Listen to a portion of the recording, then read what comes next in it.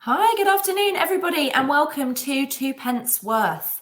This is a series of interviews with female founders in climate tech, where we're giving them the opportunity to give their two pence worth on the challenges that they have faced as women in climate.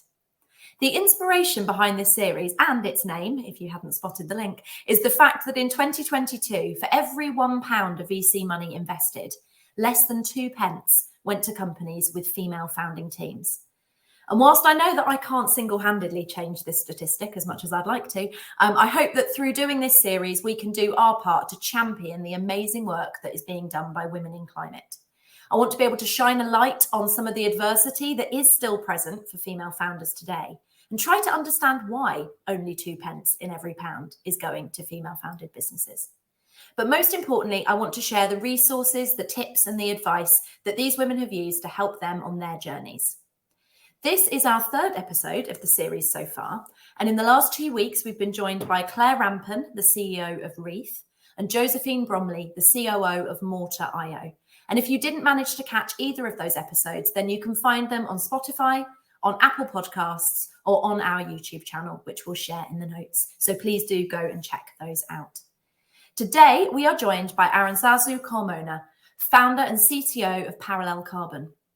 With a PhD in chemistry, specialising in electrochemical engineering, she founded Parallel Carbon in 2021 with the goal of building the world's most scalable solution to reverse climate change. Their technology is a unique direct air capture system, which removes carbon dioxide from the air whilst producing hydrogen. And I'm really looking forward to hearing more about Aranzazu's journey through academia into the commercial world and learning more about what she's building. So thank you so much for joining us. No, thank you so much for inviting me. I'm very excited. So if we could kick off by just telling us more about what you're building, what this technology is, how it works, and perhaps a little bit about how you developed it and where the idea came from. Yeah, of course. So at Parallel Carbon, we're building, as you mentioned already, a direct air carbon capture system. So basically, what that means is that we're designing a system that can take the CO2 directly from the air, and then in order to regenerate the media that we're using to obtain that CO2 from the air, we're using an electrochemical process. And the amazing thing about that electrochemical process is that it also produces clean hydrogen. So as we like to say, we're able to double our climate impact, because we're not only removing the CO2, but we're also reducing emissions in parallel. So that's a little bit of the idea. And is that clean hydrogen then used? So the byproduct that comes from it, are you then using that for anything? Yeah, well, we're not using it within our system, but our idea is to commercialize it and to be able to provide it to other companies that might use it to reduce their own emissions. Amazing. That's so cool. Yeah. And so talk me through the journey. Was this as a result of research work that you were doing in academia that kind of did it spin out from there? Or talk me through that kind of journey coming out of academia into founding the business? No, for us, to be honest, it was a completely different thing. We actually didn't spun out from academia. We spun out from a venture creator studio that is called Deep Science Ventures, that is based in London. But basically, their whole modus operandi, to say it in a way, is that they recruit these PhD graduates or specialists that really have knowledge in certain specific areas, and they help them and give them all the tools to really develop an idea from like conception to actually create a business, and then we can spin out from there. And that's basically what happened with Parallel Carbon. The story is a little bit funny in terms of how I came to be in part of Parallel Carbon, because I joined Deep Science Ventures after I finished my PhD. That it was, to be honest, it was something a little bit of destiny, very, very lucky, because it was the middle of the global pandemic. It was October 2020. And I had just finished my PhD. I was about to do my Viva and all of those things. And I was looking for a job. And because I was able to create a network around the entrepreneurship and all these idea of startups and everything during my PhD, I was able to get connected with people in Deep Science Ventures. And I was offered to work, to be part of all of these in-house entrepreneurs, but for an idea completely different. But that idea was a little bit too ambitious for the moment. And then because that idea didn't work, it was, as I mentioned, too ambitious, and it got stuck. And in that precise moment, Ryan, my co-founder, was looking for a co-founder with my specific characteristics. And because we have chatted before about the technology, and to be honest, I was so in love about the ideas and what he presented to me, I was like, hey, do you want to interview me? And he was like, yeah, of course. And to be honest, we hit it off right away. We really love discussing things, and we started working together. And we started working together with an ocean between us because he's based in New Jersey and I'm based in Manchester in the UK. So also a little bit of that COVID COVID experience of working remotely. And then we spun out from Deep Science Ventures in July 2021, and then the rest is history. Amazing. So there was chemistry in electrochemistry for you both. Yeah, exactly, totally. Yeah. We had like the best type of chemistry that there could be. Amazing. I love that. And what was the experience like of working with a co-founder who was geographically so far from you? Were there challenges in that, or how did you kind of, because I'm obviously what you're building is a physical product. What was that like? Yeah, to be honest, at the beginning we had a lot of questions of how we're gonna do it. But the thing is that, and it's why the name Parallel Carbon gives a lot of things, is just that the technology is divided in two main expertises, to say it in a way. That it's the mineral carbonation side of things and the electrochemistry. Ryan is expert in the mineral carbonation, and I'm expert in the electrochemistry. Okay. So that helped us to be able to develop the technology in parallel. So he being in New Jersey testing a part of the system, and me being in the UK testing another part of the system at our homes. He was doing it in his basement, and I was doing it in my kitchen. So we were able to develop that part together at the same time in a different thing, and then send things to each other to cross-reference and have like a complete thing, like an integrated thing. And to be honest, because all of this happened in the middle of COVID, it was a little bit kind of natural for us to get in this rhythm of remote working. And at the end, we realized that even being at different time zones was kind of beneficial because I was able to do some things in the morning by myself, collaborate with him in the afternoon, and then when I went to sleep, he kept working. So at the end, our work day kind of extended. So Yeah. even though there were like at the beginning a lot of questions, we make it work. And one thing that COVID left us is with all of these amazing tools that we can use, that we don't need to be in the same room to actually develop an amazing idea. Amazing. Yeah, that's so cool. I like how the name kind of mirrors what you're actually doing, yeah, in action. That's great. And so since spinning out from the venture builder in 2021, how has that last kind of 18 months, 2 years been for you? And how has the idea and the technology and the business developed in that time? Yeah, well, to be honest, it has been very exciting a couple of years. Like from, as I mentioned, like starting this idea with tons of spreadsheets and things to actually start having tests in the lab and actually seeing things being working and everything. But it has been a lot of exciting work, a lot of thinking, a lot of discussions and networking with great people, being able to talk and learn from our mentors and from different investors. And for the last months, we have been raising our next round of investment. So it has also been that challenge of developing the pitch and developing and making it work and making it better and having great discussions with people, a lot of rejections, but also a lot of interest of the right people. So yeah, we're getting ready for the next big step and start growing the company. Amazing. And so what does the kind of future hold then? I mean, if once you're successful at kind of closing this fundraise, what does that enable you to do, and what are your plans for this next 12 months? Yeah, basically it will enable us to, like, as I like to say, to explode, to get to this next big thing. The first thing that we really need to do is to expand the team. It's still the two of us. So we really need to hire new people that actually, if you get to see our LinkedIn, you can get to see that we have 2 open positions if you're interested on applying on Parallel Carbon. So we have 2 positions there. And another thing that I'm super, super excited is we're going to finally have a proper lab space here in Manchester. So we're looking for lab space. And so it's like this next round of funding is going to allow us to do this big growth that we're so ready to do. And by the end of the next year, by the end of 2024, actually have a pilot plant running, which is super exciting for me as an engineer. Yeah, that's really exciting. Fantastic. So it sounds like you've had a really busy, exciting 2 years to get to this point, but there is so much more planned, just hinging on closing this funding at this point. And how's that funding experience been for you? Is that your kind of first time going through that? And yeah, how have you found it? Yeah, to be honest, it's the first time that I've had this experience of talking to investors, because even though I have an entrepreneurship experience when I was younger, I was mainly in charge of the manufacturing side of things. And my mom, that was the other part of the company, she was the one in charge of all of these funding and doing those type of things. But that was my first time pitching directly with investors. But that's why Deep Science Ventures was so great to be part of that creator fund, because they really gave us the tools to really understand of what to do it, how to do it, what things to include, what things to avoid.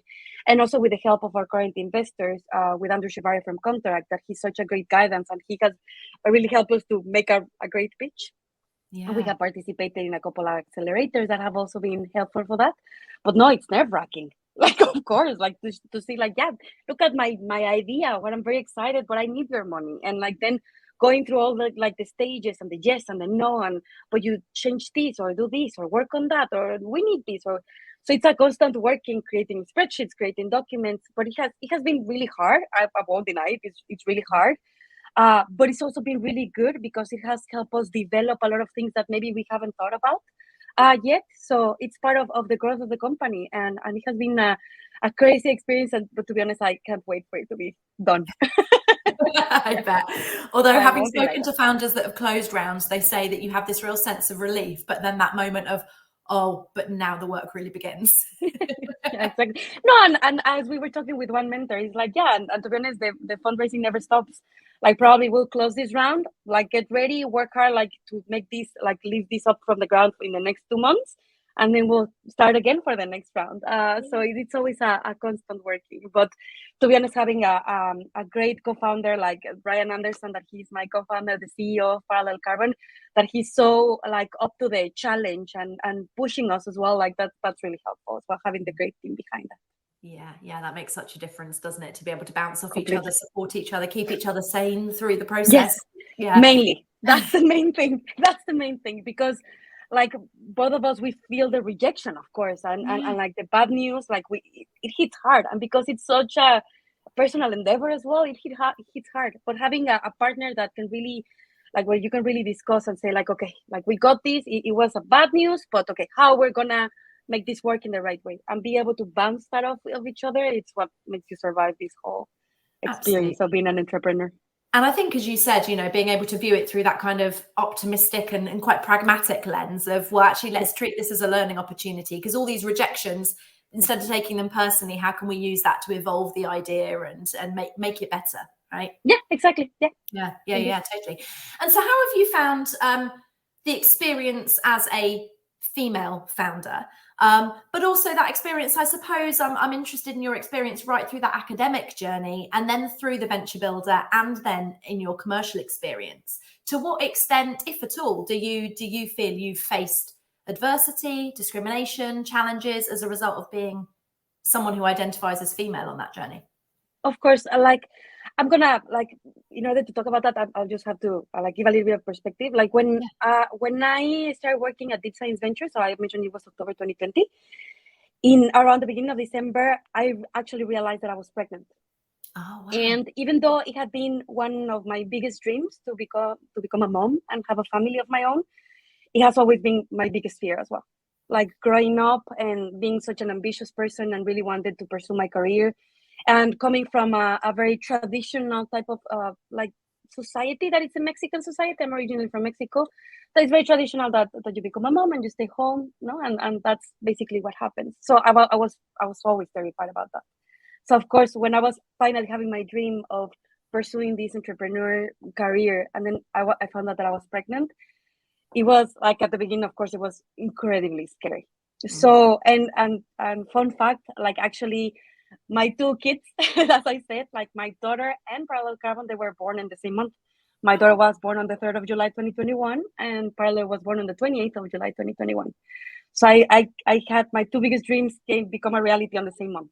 Oh, I love that. Of course, that's amazing. That's super exciting, and it's the 2 biggest things, but it's also incredibly scary and incredibly challenging. Also, like, because of many things, of course, not only it's having a new life that you have to take care of, and a new company that you have to take care of, but also, like, I'm away from my family, my support system, like my husband's family as well. So I didn't have like that big cushion of on a network by myself. Like my mom came to help me, but it's not the same that having the complete tribe around you, you know? Yeah. And I think that my biggest challenge was that, like, facing that I would have to do the both things at the same time. And I have to say that I'm incredibly lucky, because from the beginning I discussed these things with the people from Deep Science Ventures, our investors, with Ryan, and then they were super open and they were like, "Don't worry, we have your back. Like, this is not a problem. This is actually great news for you. Like, you should be celebrating. You shouldn't be that afraid, and we'll make it work." But anyway, it was super challenging because I had to plan my meetings around her nap times, and sometimes attend my meetings with her sleeping here on top of me on the sling, and being terrified that if I start speaking, she would start crying. That it happened a lot of times.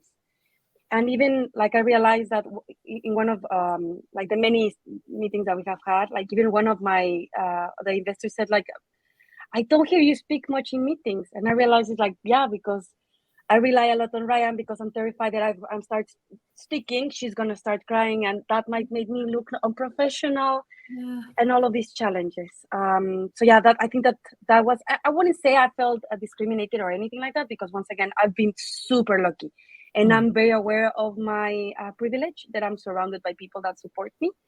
But still, it has been a challenge, and has been very exhausting, dealing both big roles at the same time.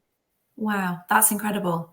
And like you said, it's not necessarily an instance of discrimination, because like you said, it sounds like the people that were around you at that time were super supportive and wanted to help you as much as they could, which is incredible, and rightly as it should be. But it doesn't take away from the fact that there's this inherent challenge that some women face, and that is that biological challenge of, we are the ones that have to, if we want to have children, physically carry them and bring them into the world and be that primary caregiver, at least for those first few months, which trying to balance that, as you said, with a brand new business, and also a brand new business where you're one of only two co-founders. So there's no other, yes, Ryan was really supportive and that's incredible, but it was not like you could delegate out to anybody else. The stuff you were responsible for, you had to just do. So wow, yeah, that's exactly. amazing. Yeah. And even if I wanted to take like a maternity leave that I'm entitled to, because I'm working in the UK, so I'm entitled to a 6-month maternity leave or a year or whatever, I can't. No, even if I wanted, it's impossible, because like the business, and it's such a new stage, it really required my presence, as you mentioned, as the other co-founder. Like, Ryan needed me as well, but at the same time, my baby needed me and my body needed me, because I had to have a C-section because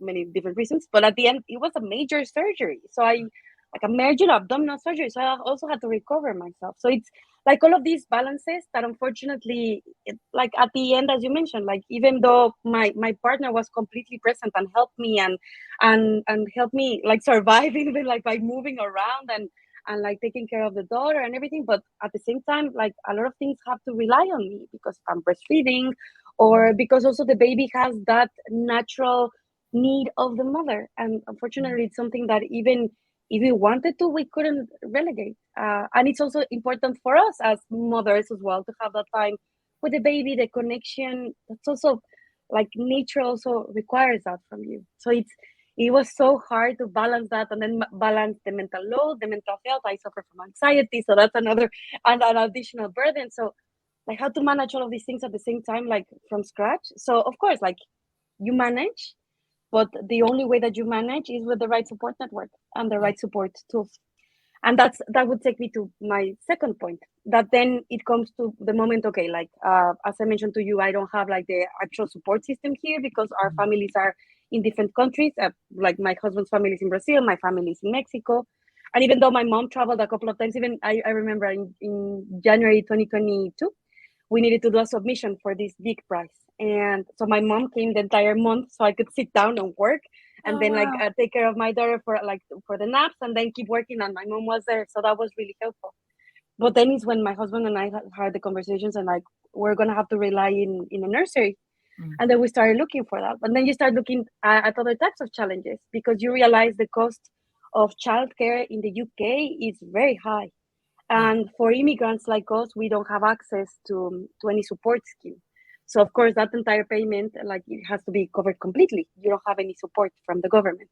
So like, is that another barrier? And of course, you you're scared to leave your kid to be cared by other people that you don't know. That and especially in a world like the one that we're living, you hear so many horrible stories that you're also terrified of that part. So that gets the challenge as well. So now making the decision of the nursery is challenging. Yes. And that it's another thing that a lot of women face, because even though they want to keep going through their career, unfortunately, the childcare opportunities that are available in not only in the UK but in many other countries around the world, they're not. You can't afford them. It's impossible to afford them. And then, like other barriers, if you're a single mom, either less.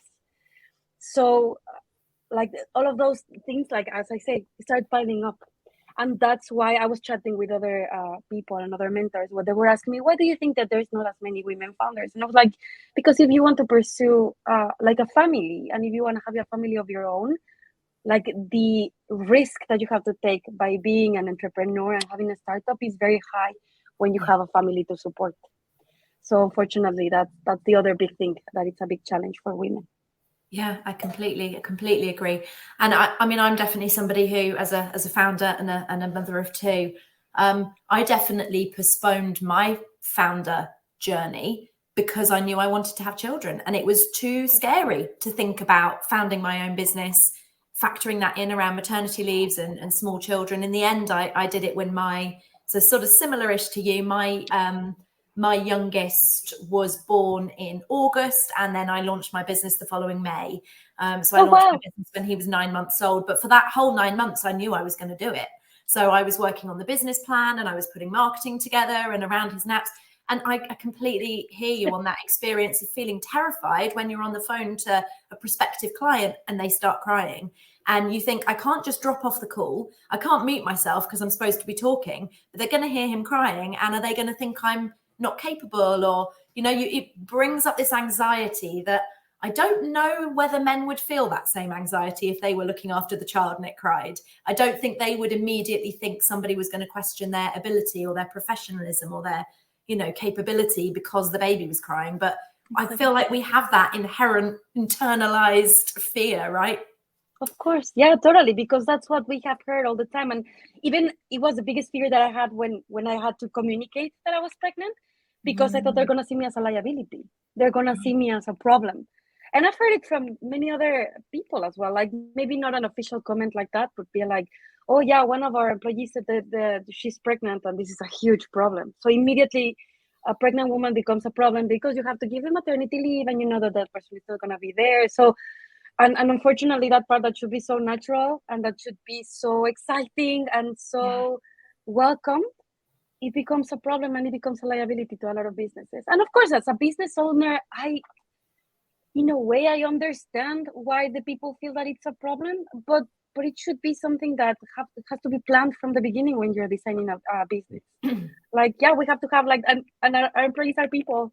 And not also women as well, because if a man wants to be with her partner or his partner, or like with the person that they're having a family to, that they should have the right as well to be there in a way, because also the woman needs it as well. Like, you need your partner there. You need to, because you don't have no idea what's happening with your body, with your mind, with the baby that is crying. You have no idea. So it has to be something that has to be designed to really help the society in that way, because it's something that it's so natural and it's so necessary. Like, if we don't have kids, the society won't advance as well. So it's very complex. It's super complex, and it's a big problem for a lot of women, unfortunately. Yeah, you're completely right. And that prohibitive cost of childcare, as you mentioned, is just, and if you're a founder and you're not taking a salary from the business, but you're having to fund that, you're stuck between, if I've got the child here all the time, I can't necessarily focus enough to make the business profitable or to raise the funding or to get the money in, but I can't also afford to put them in childcare yet because I'm not taking a salary. So that is a really difficult no man's land to be trapped in, right? And exactly, yeah. I think that prohibits people. Perhaps I remember reading it. I mean, this book I'm about to mention is, has been criticized subsequently for its sort of how it talks about women in the workplace. But Sheryl Sandberg's book, Lean In, I remember when that first came out, that was really, I remember reading that, and it was really hailed as, a great thing to read. And one of the things she said that has stuck with me ever since, and I think is so true, is that women of a childbearing age that know that they want to at some point start a family, start limiting themselves about 5 years before they know they actively want to have children. They start thinking, I won't take that promotion. I won't go for that new job. I won't move yet because I think I want to have a baby. And when I do, I'll want the good maternity leave, or I'll want the stability. And I shouldn't take that because I might have a baby next year. And you start to limit yourself in advance of it even happening, which you shouldn't. But yeah, it's so interesting. No, I agree. Yeah. And as I told you, like even if you don't limit yourself, like I can tell you that it's a little bit of my case, and from other founders that I know, like I wasn't limiting myself, but I was living with such a huge fear. Like seriously, it was terrifying for me that even when I was doing my PhD, that even the thought came to my mind.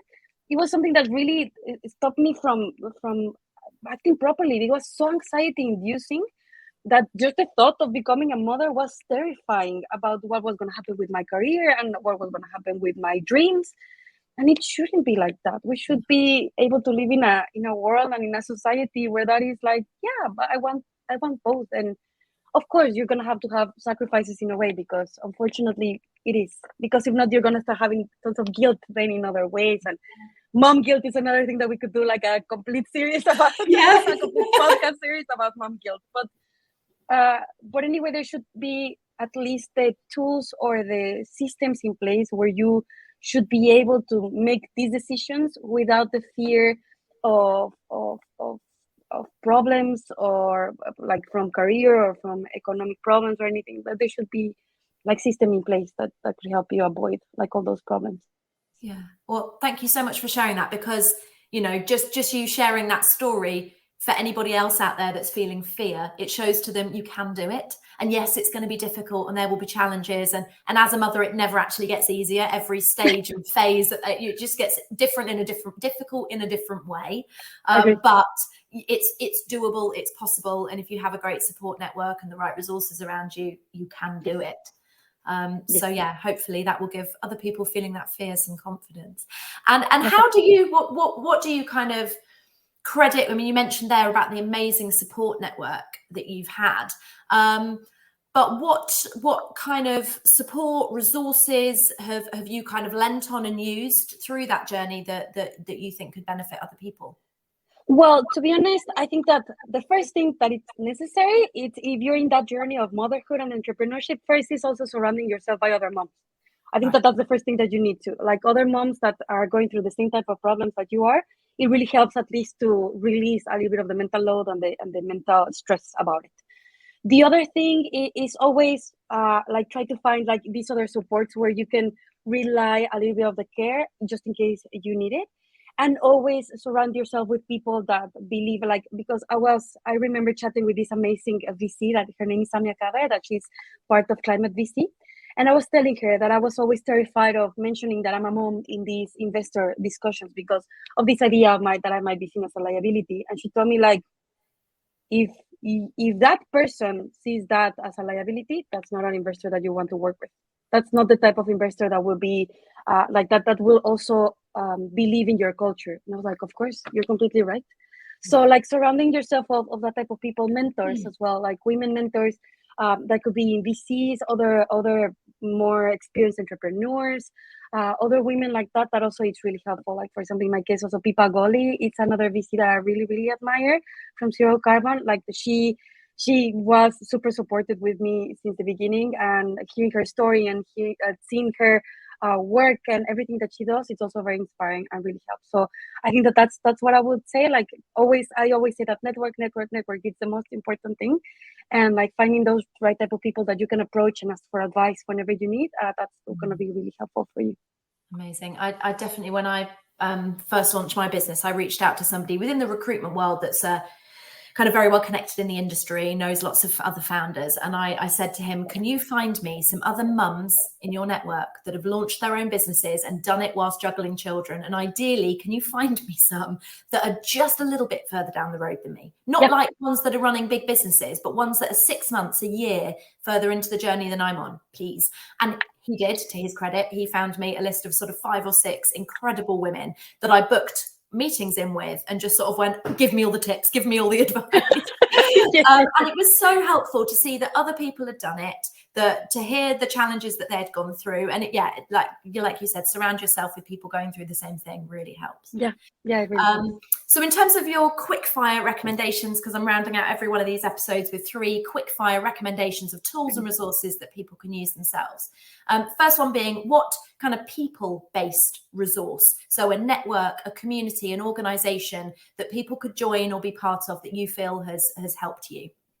Yeah, so for me, there are mainly 2. One is like there's a new community that's called Women in Climate. That it's a huge community. You can just look at it for it in LinkedIn or just Google for it. We have a huge Slack group where we participate, and everybody is so welcoming, and we get to share everything. Like literally from like if you're hiring someone, if you have a doubt like about a random thing, like it's a really great community. And basically the main idea of that community was to find speakers for these big climate conferences that are going to be happening around the world. So that really helps us get our message out there. So I really recommend that. And the second one, and excuse the name, it's a kind of a funny name. It's called Pregnant Then Screwed. It's a big community that it's really fighting to ensure that there's affordable and accessible childcare for women in the UK, and they have made huge advancements and presenting to Parliament different ideas. So I really recommend for you to. I found them through Instagram, but I think they have like different types of community, and then you can help like by participating directly with them or just by donating. You will be making a huge impact on their efforts on achieving affordable childcare. Amazing. Love that. Yeah, Women in Climate, you're right, I'm a member of that, is amazing. And they have really great evening kind of networking events in London, but they also have a really big presence over in the US, don't they? And all the women get together and go for dinner somewhere, and it's so welcoming, and they're a great group. So that's a great they're great. They're great. And if you're based in Manchester and you're working in climate tech, reach out to me, because we're trying to build the system in Manchester, or at least in the Northwest, because there's a big community in London, but we don't know many in the Northwest. So I'm alone in Manchester. So if you're a woman in climate in this part of the world, please send me a message. I would love to get in touch with you and get a coffee or something. Perfect. Oh, I love that. And second recommendation, what would be the one media resource that you would recommend? So a book or a podcast or something like that's helped you? So a book that really I found really empowering that I always recommend is called Invisible Women by Carolyn Criado Perez. For me, it was a book that changed my entire perspective of the world and how we live in a world designed by men and for men. And that actually helped me think of many things, not of course on the day-to-day, but even thinking how we're going to design our lab, or how we're going to design like the contract that we're going to be offering to our collaborators in parallel, so we can have those necessities of women in mind as well. So it's really amazing. I really recommend, because it talks about anything like the design of sidewalks to, I don't know, like breastfeeding pumps or everything. It's really, really interesting. I really recommend. It's a really recommended read. Yeah, no, that is a great book. It's everything, isn't it? It's where bus shelters are put, how the street lighting's laid out, how a seatbelt is designed. Exactly, drugs, like drug discovery, the bathrooms, why bathrooms always have a queue. And if you follow Carolyn Criado on Twitter, it's really funny, because people are always tweeting her photos about the queues in bathrooms. So she's always claiming like, hey, you should redesign your bathroom. And it's really cool. Like, I love interacting. And she also has a newsletter that she shares like new advancements on her research about these bias, gender bias. So it's really, really interesting. So I really recommend people to take a look at it. I didn't know about the newsletter. I'll definitely be signing up. You should subscribe. It's really one of those books that kept making me every page, I would keep going, and another thing, sort of shouting it out to everyone in the room. Listen to this. Isn't this awful? I know. Like the people that were surrounding me at that time probably were sick of me saying like, I can't believe this. Like, how were we never thought about this? and it's such simple things as literally the way that sidewalks are designed, or how an underground system is designed so women can really complete their caretaker responsibilities as well as working without the route. It's amazing. It's crazy to see life through that, a completely different lens, and say like, we need to change things around so we can benefit everybody. Absolutely. You're so right. And your final recommendation being the one business role model that you would suggest people follow. Could be in climate, could not be, but who do you love? Yeah, I will definitely say Pippa Gowley. Like, she is an amazing VC and an amazing investor that is always pushing forward like in the entire space in climate. And she has done an amazing job on opening doors, not only to like the women founders, but to general founders in the space. And she's really pushing as well to develop the industry. And I can tell about the carbon industry a little bit further, so it's a little bit more equitable, a little bit more accessible, and it's designed properly. Not only in this idea of the gender bias and the diversity area, but also to make it clear that everybody can have a fair access to it. So like, I really recommend you to follow her. And she tends to speak in different conferences. She's going to be at Carbon Unbound at the end of October. So if you can go there and see her speak, it's amazing. She's a great woman. Amazing. So that's Pippa Gawley, yeah? Pippa Gawley, yeah, exactly. Perfect. Lovely. Thank you so much for joining me today. I've really enjoyed chatting to you and hearing all about your journey. So thank you so much for sharing that with us all. We have got some amazing episodes coming up over the next few weeks. So I believe we've got 6 more episodes lined up for you with some fantastic founders. So please come back and join us. In fact, our next one's tomorrow. It's double bubble this week. So come back and join us tomorrow. Thank you, everybody. And thank you to Aranzazu. Have a great afternoon, everyone. Bye.